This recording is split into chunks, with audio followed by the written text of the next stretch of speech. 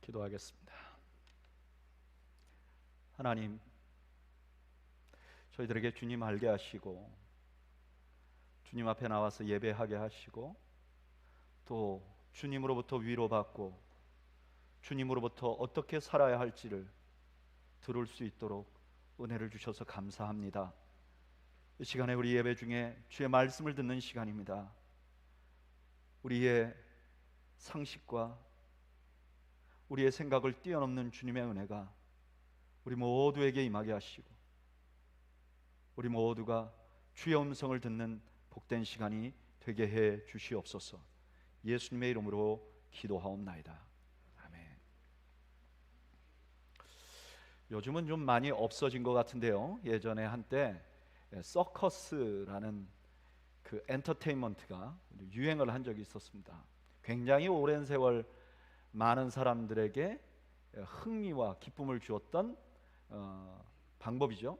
근데 그 서커스 공연을 하면 맨 마지막에 항상 있었던 것이 공중근해라는 쇼입니다. 혹시 기억하세요? 네, 한쪽에는 좀 짧은 근해의 사람이 있고요, 한쪽에는 좀 긴 근해의 사람이 있는데, 짧은 근해에 앉은 사람이 그 근해에 앉아서 뒤로 이렇게 뒤집어져서 발로 그네를 잡고 왔다 갔다 하고, 이쪽에 긴 그네를 잡았던 사람은 손을 잡고 그네를 몇 번 이렇게 왔다 갔다 하다가 슉 날아서 그 손을 탁 잡는 거죠. 굉장히 스릴이 있어요. 특히 이쪽 그네에서 탁 떨어져 가지고 공중에 한참 동안 떠 있다가 탁 손을 잡을 때면 보는 사람이 와 할 정도로 흥미가 있었습니다. 이게 좀 더 발전을 해서 나중에는 그 공중에서 제비를 넘기도 하고요, 공중에서 두 사람이 교차하기도 하고. 그런데 이 공중 그네를 타는 사람들에게, 그 서커스를 하는 사람들에게 꼭 명심해야 될 것이 있다고 합니다. 그게 뭐냐면은, 이쪽에 이제 긴 그네에서 그네를 타고 왔다 갔다 해서 훅 저쪽으로 날아가는 사람이 꼭 명심해야 될 게 있는데, 그게 뭐냐면은 나를 잡아줄 저 사람이 누구이며 나를 반드시 잡아준다고 믿어야 된다는 거예요. 그래서 차라리 공중으로 휙 나른 다음에는 눈을 감고 손을 뻗고 있는 게 떨어지지 않을 확률이 높답니다. 근데 제일 다치고 제일 위험스러운 행동이 뭐냐면은, 날아가는 사람이 손을 가지고 상대방의 손을 잡으려고 한다든지 타이밍을 자기가 가지려고 하면 백발백중 떨어지고 다친대요. 그래서 이 공중근해를 하는 사람 중에 그 마지막 이 근해에서 뛰어내리는 사람은 상대방을 신뢰하고 자기가 눈을 차라리 감고 손을 쭉 뻗고 있는 게 성공할 확률이 높다고 합니다. 우리가 읽은 오늘 본문이 그와 비슷한 메시지를 우리에게 전해줘요. 여러분, 오늘 본문은 마가복음의 마지막 부분입니다. 그런데 굉장히 긴 성경인데 이 긴 내용에 딱 두 가지 내용이 담겨 있어요. 첫째는 뭐냐면은 예수님이 십자가에 죽으셨다는 거예요. 한마디로 말하면 예수님이 죽었다는 거예요. 여기 십자가형을 받았다는 거, 이게 죽은 게 확실하죠. 십자가형은요, 죽지 않으면 내려올 수 없어요. 37절에 보면 이렇게 말해요. 예수께서 큰 소리를 지르시고 숨지시니라. 마가는 예수님이 숨지셨다고 기록해요. 43절에 보면 아리마대 요셉이 시체를 달라고 요청한 것도 예수님이 죽었다고 확신했기 때문에 그래요. 빌라도가 시신을 내어준 것도 예수님이 죽었다고 확신했기 때문에 그래요. 예수님의 무덤을 돌로 막은 것도 예수님이 죽었다는 게 확실했기 때문에 한 거예요. 16장 1절에 여인들이 예수님을 찾아간 것도 예수님이 돌아가셨다는 걸 확신하고 그 시신에다가 향유를 넣기 위해서 갔어요. 그리고 예수님이 살았다는 얘기를 들었을 때 여인들이 떨었던 이유도 예수님이 죽었다는 걸 확신했기 때문에 그래요. 본문은요, 예수님이 십자가에 죽으셨다는 것을 죽으셨음이 확실하다는 걸 강조해요. 저를 따라 하시죠. 예수님은 십자가에서 죽으셨습니다. 그런데 또 다른 내용은 뭐냐면은 예수님이 살아나셨다는 거예요. 16장 6절 다 같이 한번 읽어볼까요? 시작. 청년이 이르되 놀라지 말라. 너희가 십자가에 못 박히신 나사렛 예수를 찾는구나. 그가 살아나셨고 여기 계시지 아니하니라. 보라, 그를 두었던 곳이니라. 아멘. 마가는요, 한 청년, 천사인데 한 청년의 입을 빌어서 예수님이 살아났다고 선언합니다. 조금 이상해요. 왜냐하면 예수님이 죽었다는 사실은 굉장히 여러 증거를 대면서 설명을 하는데, 마가는요 예수님이 살아났다는 건 그냥 선언으로 끝내요. 왜 그럴까요? 왜냐하면요, 마가가 이 글을 쓸 당시에, 마가복음을 쓸 당시에 예수님께서 다시 살아났다는 증거는 너무나 많았어요.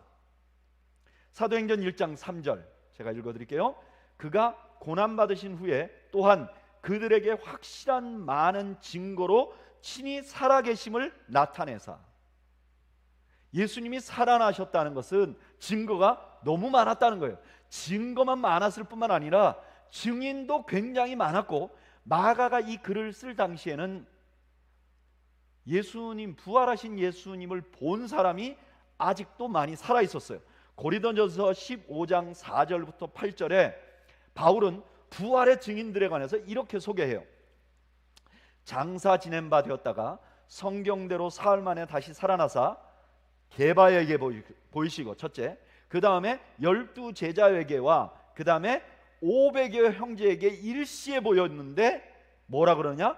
그 중에 대다수는 아직 살아있다. 고린도 후서가 나중에 썼거든요. 그러니까 대다수가 아직도 살아있는 거예요. 그리고 어떤 사람은 잠들었으며 그 후에 야고보에게도 보였어요. 야고보는 그때 당시 교회 지도자예요. 그리고 그 후에 모든 사람에게와 맨 나중에 만삭되지 못하여 난 자 같은 내게도 보이셨느니라. 예수님이 살아났다는 증거는 너무 많기 때문에 오히려 죽으심이 증명되어야 할 정도였어요. 그러니까 마가는 마가복음을 쓰면서 맨 마지막에 예수님이 죽으시고 다시 부활하셨다는 것으로 마무리를 해요.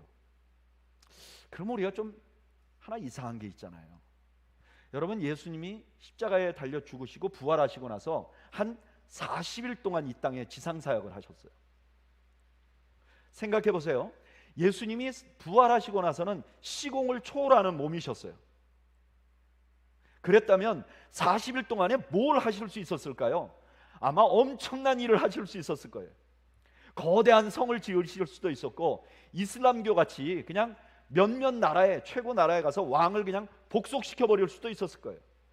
근데 예수님은 그런 일 안 하세요. 40일 동안 제자들을 가르치시기만 했다고 그래요. 심지어 마가는요 이걸 굉장히 간략하게 기록해 버려요. 아니, 예수님이 십자가에 죽으심은 그렇게 강조하고 부활하신 것도 그렇게 강조하는데 왜 그 다음 이야기는 이렇게 짧게 기록할까요? 왜 예수님은 부활하시고 나서 다른 일을 하지 않고 그냥 제자들만 가르치시다가 승천하셨을까요? 더 근본적으로 왜 마가는 자기의 복음서를 쓰면서 마지막에 예수님이 죽으셨고 부활하셨다는 얘기만 하고 끝내셨을까요? 오늘 우리는 그 이유를 함께 살펴보면서 은혜를 나누려고 하는데요. 첫째로 왜 그러셨는지, 왜 그러셨냐? 저를 따라 하시죠. 십자가와 부활은 제자들에게 예수님이 누구신지를 분명하게 알려주고 있기 때문입니다. 이 복음서라는 성경은요 예수님이 누구신지에 관해서 기록하는 거예요. 근데 마가복음은요 예수님이 누구라고 기록하냐면은 하나님의 아들이라는 주제로 기록해요. 그래서 이렇게 시작해요. 마가복음 1장 1절, 하나님의 아들 예수 그리스도의 복음의 시작이라. 예수라는 사람이 있었는데 이 사람이 하나님의 아들이라는 거예요. 이걸 증명하기 위해서 마가는 여러 가지 일을 해요. 첫째는 많은 증언을 동원해요. 예수님이 시험을 받을 때와 예수님이 세례받고 나왔을 때 하늘에서 예수님을 향해서 하나님의 아들이라고 선언한 걸 기록해요. 예수님이 어디 다닐 귀신들이 하나님의 아들이라고 말한 걸 기록해요. 마지막에 예수님이 십자가에 돌아가셨을 때 백부장이 보고 아, 저가 하나님의 아들이었도다 라고 고백한 걸 기록해요. 뿐만 아니라 예수님이 그렇게 하나님의 아들로 불림을 받을 만한 일을 하셨다는 것을 기록해요. 야이로라는 회당장의 딸이 죽었는데 예수님이 살리신 걸 기록해요. 하나님만 할 수 있는 죄를 사하는 선언을 예수님이 하셨다는 걸 기록해요. 그런데 그 많은 기록의 가장 강력한 증거는 뭐냐? 예수님이 하나님의 아들이, 예수님이 일반적인 인간이 아니라 하나님의 아들이라는 것을 가장 확실하게 증거하는 게 뭐냐? 예수님이 부활하셨다는 거예요. 이거를 바울은 이렇게 설명해요. 한번 다 같이 읽어볼까요? 로마서 1장 4절 읽어보죠. 시작. 성결의 영으로는 죽은 자들 가운데서 부활하사 능력으로 하나님의 아들로 어떻게 됐어요? 선포되셨다는 거예요. 원래 하나님의 아들이었어요. 근데 부활하심으로 인해서 예수님이 하나님의 아들이라는 게 모든 사람의 만천하에 선포됐다는 거예요. 왜 그러냐? 부활이 예수님이 하나님의 아들이라는 것을 증명하는 가장 중요한 증거이기 때문에 그래요. 그래서 부활하신 예수님을 만난 사람들은 누구든지 예수님에 관해서, 예수님에 관한 관점이 완전히 달라져요. 그 대표적인 예가 누구냐? 마가예요. 마가는 예수님과 3년 동안 같이 따라다녔어요. 예수님이 하신 증거도 받고 기적도 받고 다 봤어요. 그런데 예수님이 십자가에 달려 죽으셨어요. 마가도 도망갔을 거예요. 그런데 심지어 예수님이 부활했다는 소식도 믿지 않았어요. 그런데 그에게 예수님이 나타나셨어요. 그 장면을 요한은 이렇게 기록해요. 도마에게 이르시되 내 손가락을 이리 내밀어 내 손을 보고 내 손을 내밀어 내 옆구리에 넣어보라. 그리하여 믿음 없는 자가 되지 말고 믿는 자가 되라. 도마가 대답하여 이르시되 나의 주님이시요 나의 하나님이시니라. 유대교를 배경으로 한 사람이요, 사람에게 나의 하나님이라고 말하는 것은 말도 안 되는 고백이에요. 예수님께서 이렇게 말씀하셨죠. 예수께서 이르시되 너는 나를 본고로 믿느냐? 보지 못하고 믿는 자들이 복되도다. 예수님을 하나님이라고 고백한 거예요. 이것이 마가가 예수님의 십자가와 부활을 그렇게 강조한 거예요. 예수님이 십자가에 죽으셨어요. 그리고 부활하셨어요. 이거는 예수님이 누구신지를 증명하는 가장 충분하고 필요한 증거였어요. 여러분, 예수님은 십자가에서 죽으셨습니다. 그리고 살아나셨어요. 여러분 믿으십니까? 예수님은 죽으시고 부활하셨어요. 이게 예수님은 하나님의 아들이라는 가장 강력한 증거입니다. 예수님은 수많은 성인 중에 한 사람이 아닙니다. 어떤 기독교라는 종교를 창시한 사람이 아닙니다. 이분은 하나님의 아들입니다. 왜냐? 죽었다가 부활하셨기 때문에 그래요. 오늘 예배 나오신 여러분들은 이 사실을 믿으시기를 주님의 이름으로 축복합니다. 또 하나, 이렇게 예수님이 죽으시고 부활하신 것만 강조한 이유는 저를 따라하죠. 십자가와 부활은 제자들이 예수님만을 신뢰해야 할 것이라는 것을 증거하는 가장 강력한 이유입니다. 여러분, 예수님을 따라다니는 제자들에게는 두 가지 큰 위험이 있었어요. 첫째는 내적인 죄책감이었어요. 로마서 8장 33절 34절 한번 읽어보겠습니다. 제가 읽을게요. 누가 능히 하나님께서 택하신 자들을 고발하리요? 의롭다 하신 이는 하나님이시니 누가 정죄하리요? 죽으실 뿐 아니라 다시 살아나신 이는 그리스도 예수시니 그는 하나님 우편에 계신 자요 우리를 위하여 간구하시는 자신이라. 사도 바울이 자기를 고발하는 자들이 있다는 거예요. 누구죠? 사탄이죠. 우리 마음에 믿는 자라도 넘어뜨리려고 애쓰는 자가 있다는 거예요. 우리를 정죄하는 자가 있다는 거예요. 근데 이 정죄는 크게 두 가지 양상으로 나타납니다. 첫째는요, 종교적인 정죄가 있어요. 초대교회 당시에 교회 나온 기독교인은 두 가지 종류의 기독교인이 있었어요. 하나는 유대인이면서 예수님을 믿는 사람, 또 하나는 유대인이 아닌데 예수를 믿는 사람, 두 사람이 교회에 같이 나왔어요. 그런데 유대교를 믿었던 유대인이었던 크리스찬들은 유대인이 아니어서 예수 믿는 사람들이 자기 나라 풍습으로 그대로 가지고 그 풍습대로 살면서 예수님을 믿는다고 하는 것이 못마땅했어요.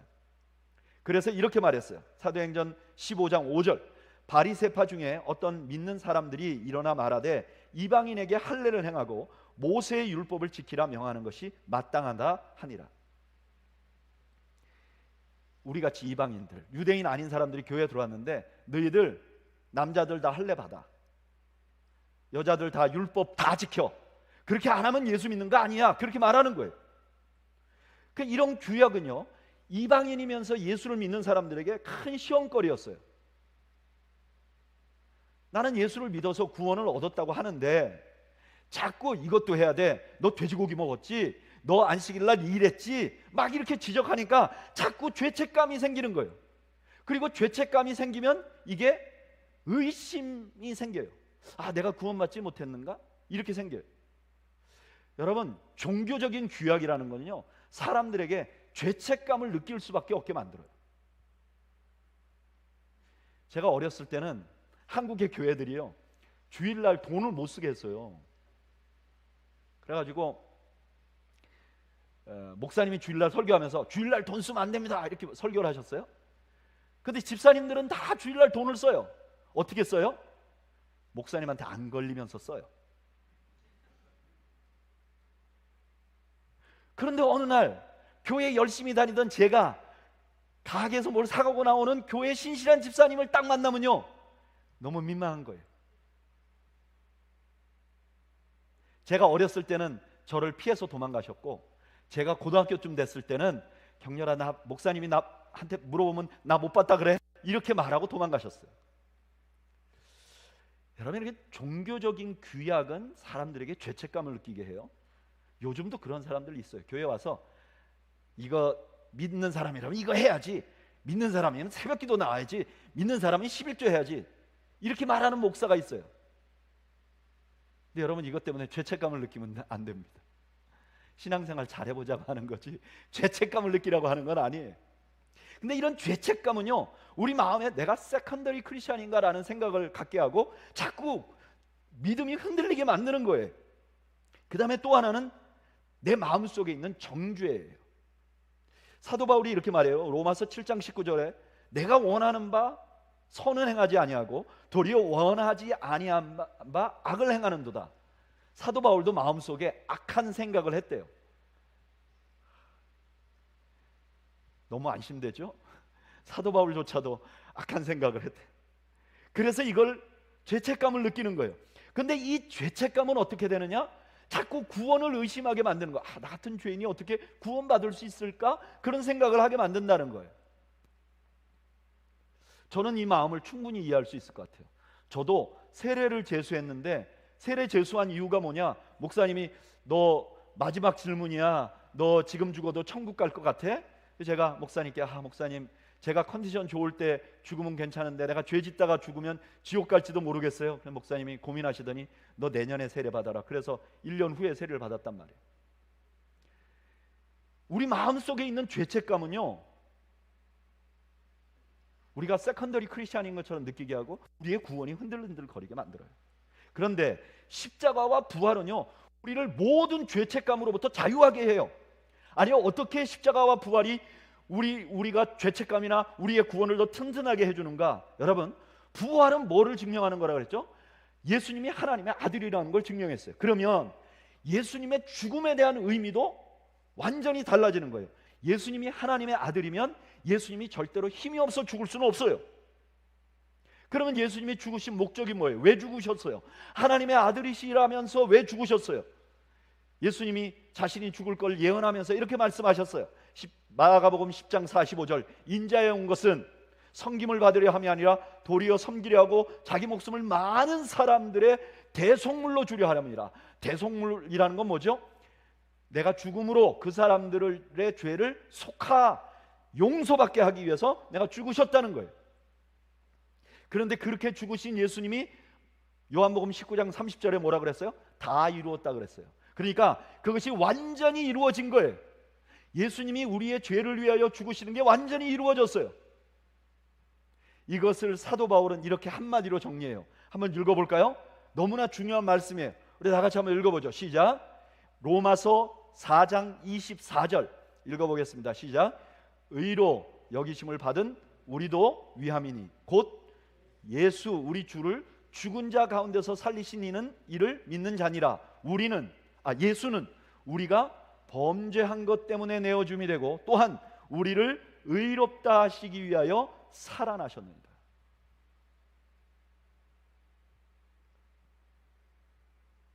십자가와 부활은 예수님이 왜 부활하셨고 왜 죽으셨는지를 우리에게 확실하게 알려줘요. 그걸 알게 되면 어떤 생각을 하게 되면 구원은 우리에게 달린 게 아니라는 걸 알게 돼요. 누가 만들어 놓은 거예요? 예수님이 만들어 놓으신 거예요. 그러니까 구원은 우리의 컨디션에 따라 좌우되는 게 아니에요. 여러분, 우리가 생활하다 보면 죄책감을 느낄 수 있어요.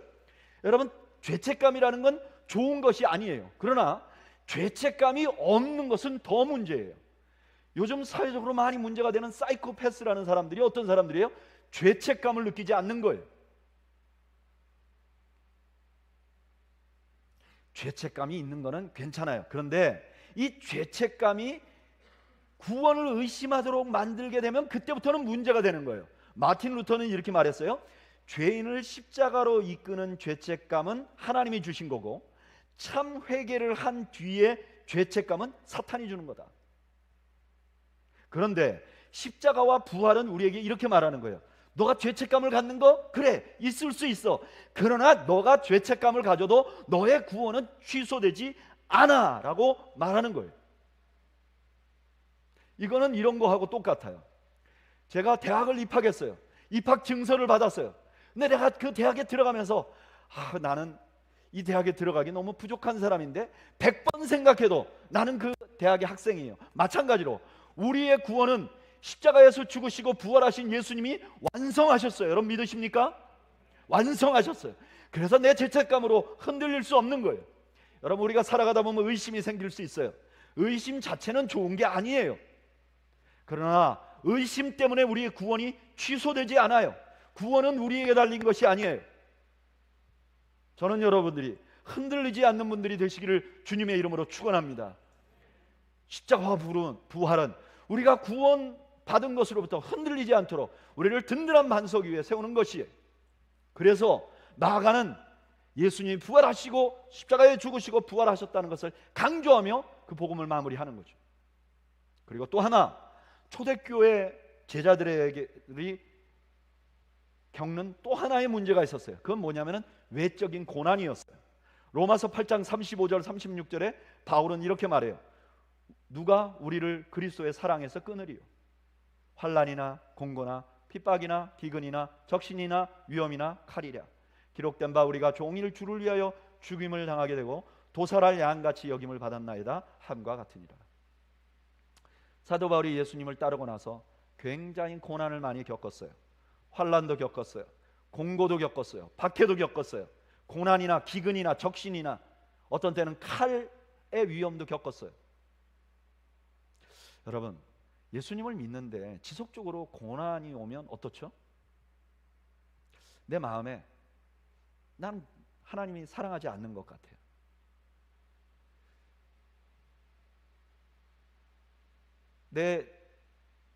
내 자녀와 이웃집 자녀가 있는데 똑같이 교회를 다니는데 이웃집 자녀는 잘 되는데 내 자녀가 좀 어려우면 내가 뭔가 하나님 앞에 잘못한 것 같아요. 그리고 나는 세컨더리인가? 나는 이류 크리스찬인가? 그런 의심이 들어요. 엔도 슈차쿠라는 분의 침묵이라는 소설이 있어요. 일본에 복음이 전해졌을 때 일본에 복음을 전하기 위해서 갔던 캐톨릭 신부님이 배교한 이야기예요. 근데 이 캐톨릭에 전도하러 갔다가 배교한 이 페레이라라는 신부가 자기가 배교한 이유를 이렇게 설명해요. 내가 배교한 것은 말이지, 신도들이 내 앞에서 고문으로 죽어나가는데도 하나님은 무엇 하나 하시지 않았기 때문이지. 나는 필사적으로 하나님께 기도했지만 하나님은 아무것도 하시지 않았기 때문이라네. 캐톨릭 신부님이 배교한 이유. 그런데 십자가와 부활은 그런 의심을 제거해 버리는 거예요. 나를 구원하기 위해서 자기 아들을 십자가에 달을 분이라면 그 사랑이 변함이 없을 거라고 십자가와 부활은 우리에게 알려주고 있단 말이에요. 이것을 사도 바울은 이렇게 표현했어요. 로마서 8장 35절 다시 한번 읽어볼게요. 누가 우리를 그리스도의 사랑에 끊으리요? 환난이나 공고나 박해나 기근이나 적신이나 위험이나 칼이랴. 36절 기록된 바 우리가 종일 주를 위하여 죽임을 당하게 되며 도살할 양같이 여김을 받았나이다 함과 같으니라. 37절. 그러나 이 모든 일에 우리를 사랑하시는 이로 말미암아 우리가 넉넉히 이기느니라. 그리고 이렇게 말해요.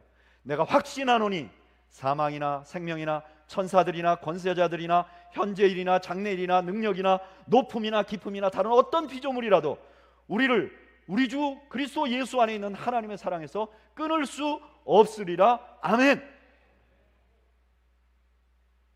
사도 바울은 어떻게 이렇게 확신을 갖게 됐을까요? 그 확신을 갖게 된 이유를 고린도 후서 1장 8절에서 10절에 보면 나와요. 바울이 로마에 있는 교인들에게 이렇게 말할 수 있었던 이유, 고린도후서 1장 8절 제가 읽어드릴게요. 형제들아, 우리가 아시아에서 당한 환난을 너희가 모르기를 원하지 아니하노니 힘에 겹도록 심한 고난을 당하여 살 소망까지 끊어지고 우리는 우리 자신이 사형 선고를 받은 줄 알았으니. 사도 바울이요, 극심한 고난에 시달린 거예요. 그런데 이 동안에도 예수 그리스도 십자가와 부활을 묵상했어요. 그것만 집중했어요. 그랬더니 이분이 결론이 뭐냐? 이는 우리로 자기를 의지하지 말고 오직 죽은 자를 다시 살리시는 하나님만을 의지하게 하심이라. 아멘. 사도 바울이 고난을 당해봤어요. 근데 막 고난을 당하면서 야, 이거 하나님이 나를 버린 거 아니야? 나한테 왜 이런 일이 자꾸 일어나? 이런 생각이 드는데 결론은 뭐냐? 오직 죽은 자를 살리신 하나님을 의지하라. 그래서 그 고난들이 하나님을 더 의지하게 만들었다는 거예요. 여러분, 우리가 고난을 당할 때 우리가 예수 믿는 사람으로 살아가도 어려움이 생겨요. 예수 믿는 사람도 경제적인 문제가 생기고 예수 믿는 사람에게도 질병이 생겨요. 그런데 이걸 갖고 아무리 기도해도 극복이 안 되면 우리 마음이 섭섭한 마음이 생기잖아요. 그때 그 문제만 자꾸 바라보면 더 낙심이 되는 거예요. 근데 그때 예수 그리스도를 죽은 자가 살리신 부활하신 하나님을 경험하고 또 나를 위하여 죽으신 예수님을 묵상하면 내가 더 그 주님을 의지하게 된다는 거예요. 고난이 오면 올수록 더 의지하게 된다는 거예요. 저는 그것을 조금 경험해 봤어요. 제 인생에 참 어려움을 지나는 때가 있었어요. 제가 아무것도 할 수 없는 때가 있었어요. 많은 사람들이 오해를 하고 나는 그것을 증명할 여력도 없고 방법도 없고. 제가 기도하면, 이상하게 기도하면 십자가만 생각나는 거예요. 아마 제가 그때 1000번을 불러도 내 눈에는 눈물이 멈추지 않는 것은 십자가의 그 사랑. 이 1000번을 불러도 나는 찬양을 1000번도 더 불렀을 거예요. 아무리 불러도 아무런 변화가 없었어요. 얼마 전에 저의 큰 아이하고 통화를 했어요. 그때 얘기를 하면서 이런 얘기를 하더라고요. 아빠, 나는 그때 아빠를 보면서 너무 답답했어. 무언가 복수를 하든지 고소를 하든지 그래야지 매일 저녁만 되면 같이 예배드리고 말씀 보고 울고 기도하고, 그럼 우리가 어떻게 해야 돼? 지금 자기가 그때를 보면, 지금 자기가 믿음을 가진 것은, 지금 자기가 하나님의 자기를 인도한다고 확신하는 것은 아빠가 목사님이었기 때문도 아니고 자기가 어렸을 때부터 주일학교를 다녔기 때문도 아니라는 거예요. 그거는 그때 아빠가 하나님과 십자가만 붙들고 기도했는데 그게 아무것도 아닌 것 같았는데 하나님의 인도하심을 우리가 보면서 나는 하나님이 우리를 인도한다는 확신을 얻었다는 거예요. 여러분, 이거는 저에게만 일어나는 일이 아니라 제 주변의 수많은 제 친구 목사들에게도 그대로 동일하게 일어나는 일이에요. 목회를 하다 보면 어려운 일들이 많아요.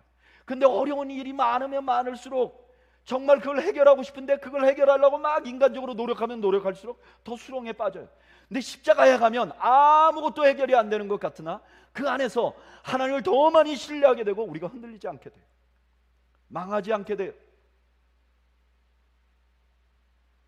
이거는 목사님들 사이에만 일어나는 일이 아니에요.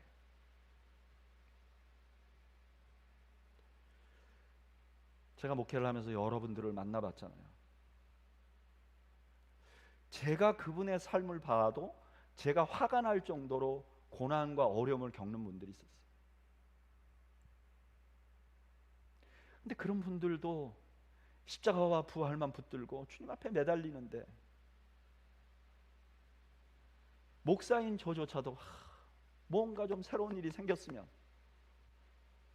그런데도 그분들이 십자가와 부활을 바라보는 동안 낙심하지 않는 거예요.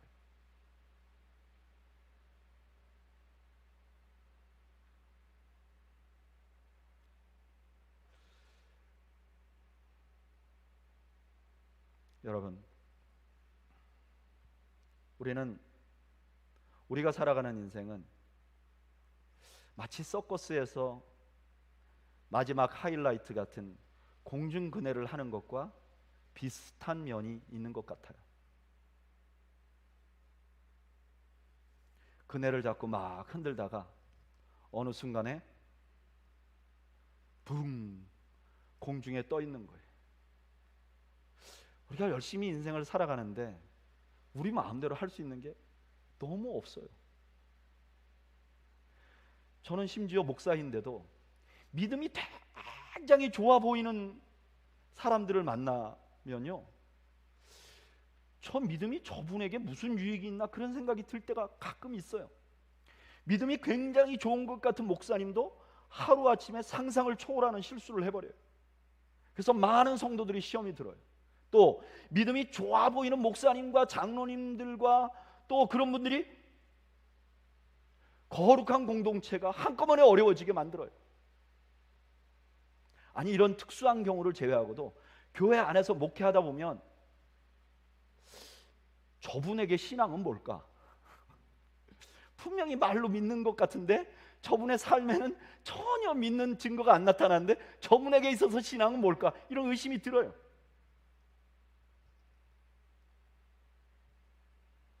믿음의 영역에서 사는 사람들에게도 이러니까 믿음 없이 사는 것은 훨씬 더 아무것도 할 수 없어요. 저는 한국에서 10년 동안 살면서 굉장히 유능한 사람이 하루아침에 나락으로 떨어지는 사람들을 너무너무 많이 봤어요. 가끔은 신문에 나오는 사람들이 제가 아는 사람일 경우도 있었어요.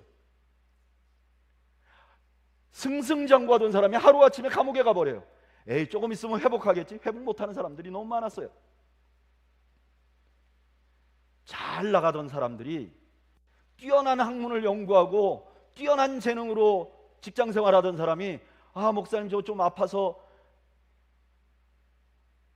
그 길로 회복 못한 사람들도 많았어요.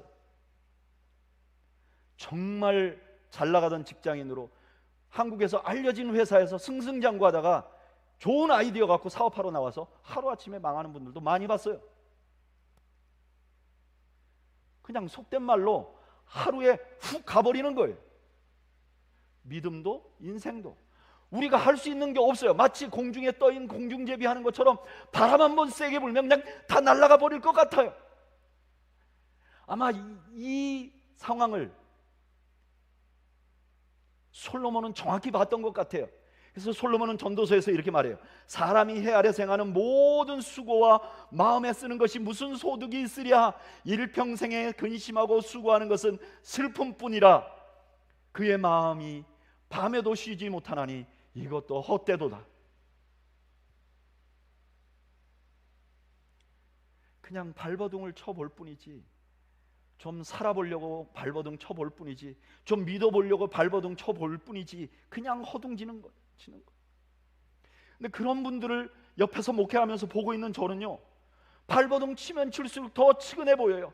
막 열심히 사업하고 열심히 일하고 거기서 성공해 보는 하려고 하는 사람들이 교회 와서는 가오를 잡아보지만 저의 눈에는 너무 치근하게 보여요. 믿음도 없는데 믿음 있는 척하면서 막 살아가는 사람들도 너무 치근하게 보여요. 그냥 공중제비 날면서 막 허우적거리는 것처럼 보여요. 위험해 보여요.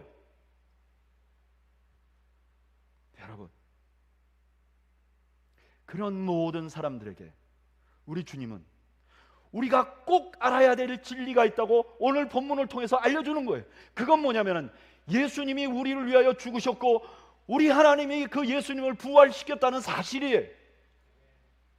얼토당토 않는 것 같고 두 이야기가 전혀 논리에 안 맞는 것 같지만, 우리가 인생을 살면서 공중제 하는 것처럼 공중에 한번 붕 떠보세요.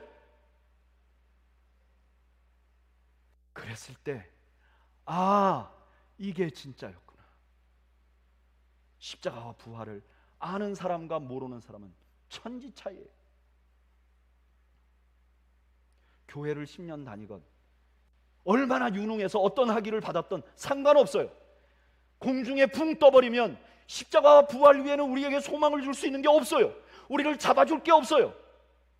우리 모두가 병원에 누워 있다든가 큰 불행을 당한다든가 그러면요, 우리가 할 수 있는 일은 손 쭉 뻗고 내 손 좀 잡아주세요, 이거밖에 없잖아요. 이거밖에 없잖아요. 아니에요? 뭐 하실 수 있는 게 있던가요?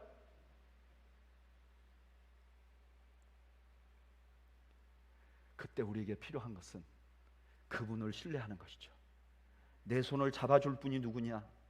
그 아들을 이 땅에 나를 위해서 보내주셨고 그를 다시 부활시킨 주님, 그분을 신뢰하고 손을 내미는 거죠.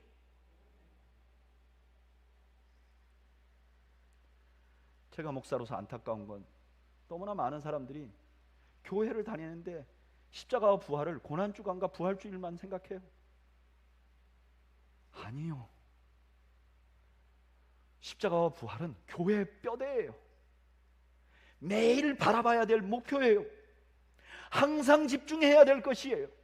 내 생활에 아침에 일어나고 내가 말하고 내가 잠들 때 내가 꼭 붙들어야 될 거예요.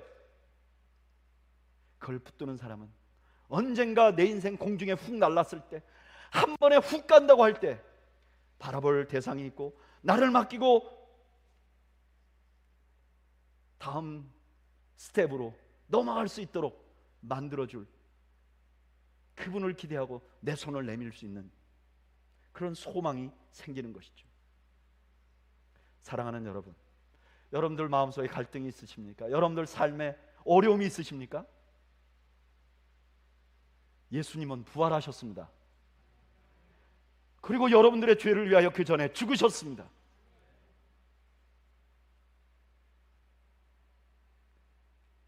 그 아들을 보내신 하나님 앞에 여러분들의 손을 뻗으시기를 바랍니다. 오늘은 우리가 다 일어나서 찬양을 한번 드리기를 원해요.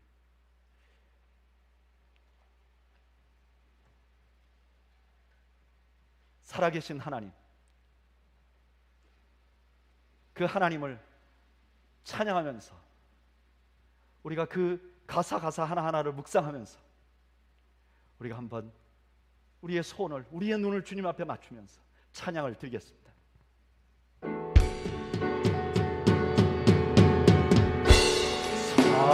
살아계신 주,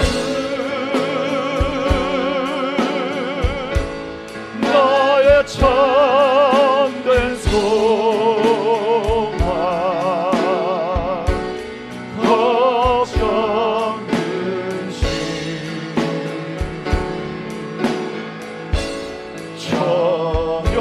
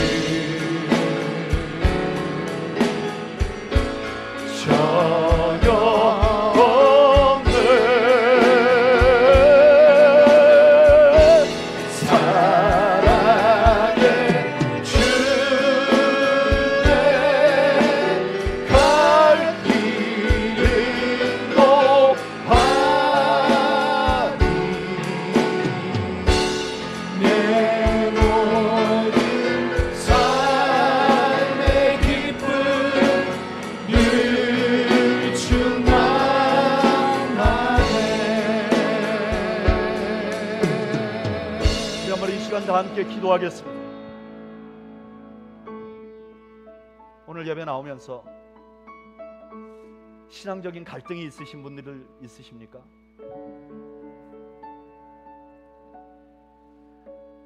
내가 차마 다른 사람들에게 말할 수 없었지만 내가 하나님 앞에 솔직히 섰을 때 나의 모습 때문에 갈등하고 있는 분들 계십니까?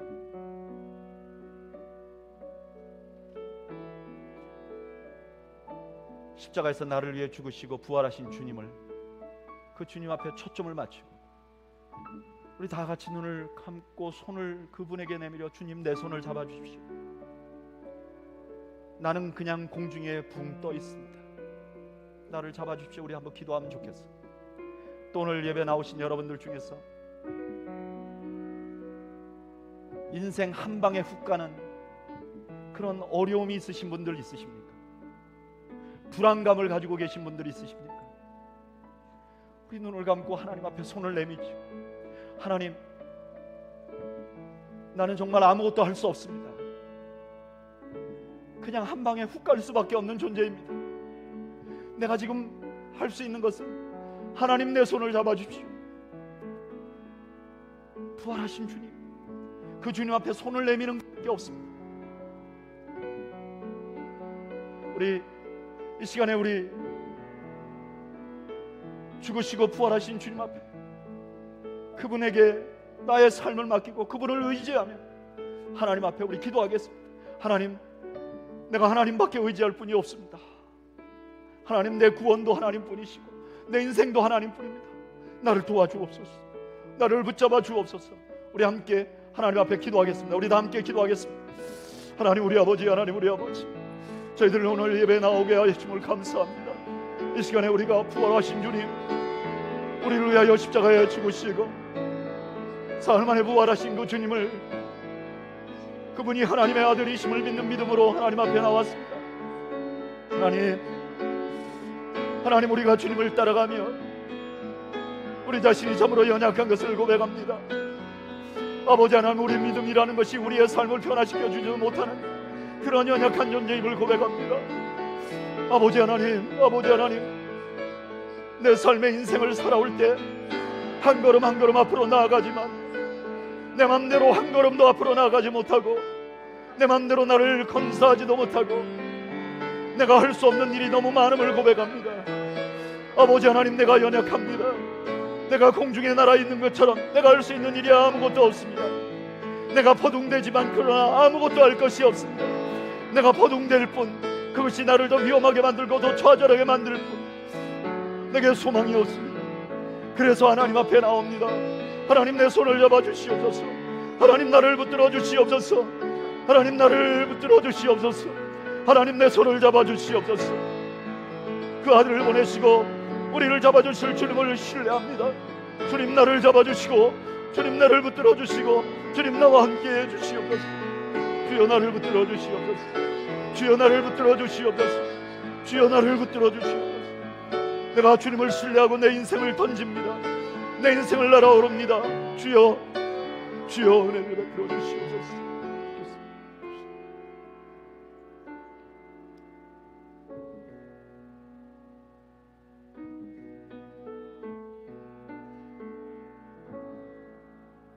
하나님, 우리가 가진 믿음이라는 게 참 연약하고 늘 의심과 죄책감 가운데 있으며 내 삶 속에 있는 악한 이기심 하나 어찌하지 못하는 연약한 자입니다. 내게 인생의 풍파가 다가올 때 그냥 버둥거릴 뿐 우리가 할 수 있는 것이 아무것도 없는 연약한 자입니다. 주여, 십자가에 달리시고 부활하신 하나님의 아들을 신뢰합니다. 우리의 연약한 손을 잡아 주시옵소서.